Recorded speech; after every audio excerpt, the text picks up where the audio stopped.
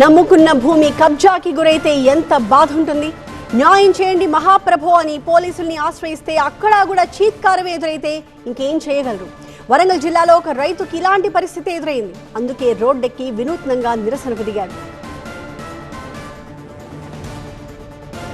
మనం చూస్తున్నట్టుగా ఇలా పొర్లు దండాలు పెడుతూ ఒక రైతు నిరసన వ్యక్తం చేస్తున్నాడు. హనుమకొండలో అంబేద్కర్ సర్కిల్ నుంచి కలెక్టరేట్ వరకు ఇలా పొర్లు దండాలు పెట్టారు. ఆయన తన వారసత్వ భూమి కబ్జాకి గురైంది అంటూ ఆవేదన వ్యక్తం చేశారు. పోలీసులకి ఫిర్యాదు చేస్తే తననే బెదిరించి ఇబ్బందులకు గురి చేస్తున్నారు అంటూ ఆ రైతు సురేందర్ ఆవేదన వ్యక్తం చేస్తున్నారు. అధికారులకు ఇప్పటికైనా న్యాయం చేస్తారు అనే ఆశతో పొర్లు దండాలు పెడుతూ కలెక్టరేట్కి వెళ్లాను అని చెప్తున్నారు ఆ రైతు.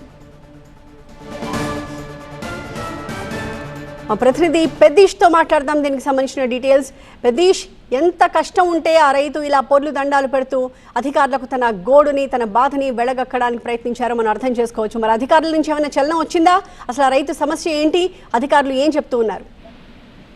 సురేందర్ ఫిర్యాదు పైన ఇప్పటికే అధికారులు స్పందించారు. ఆయన ఫిర్యాదు కారణాలు దానిపైన విచారణ కొనసాగుతుంది. అయితే ప్రతి సోమవారం గ్రీవెన్స్ ఉంటుంది కాబట్టి గ్రీవెన్స్ సమయంలో వింత సమస్యలతో కలెక్టరేట్ కు వస్తున్నటువంటి రైతులు ఇలాంటి నిరసన కార్యక్రమాలు తెలపడం అనేది ఇప్పుడు పరిపాటిగా మారింది. ఈ క్రమంలోనే దుగ్గొండి మండలానికి చెందినటువంటి ఈ సురేందర్ అనే రైతు తన వారసత్వ భూమి, అంటే వారసులు ఇద్దరు అన్నదమ్ముల మధ్య దీనికి కొంత వివాదం కొనసాగుతున్నట్టు తెలుస్తుంది. ఈ క్రమంలోనే ఆ భూమి 5 ఎకరాల భూమికి సంబంధించి ఒక వివాదం కొనసాగుతుందని చెప్పి ఆయన చెప్తున్నారు.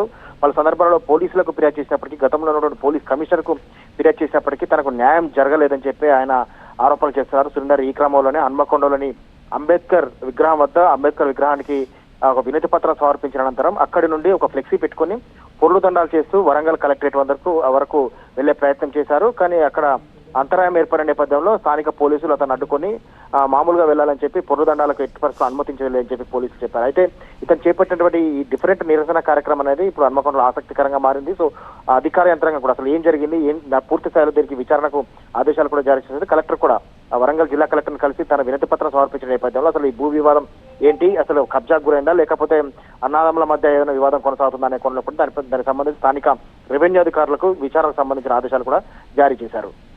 Right, thank you పెద్దీష్.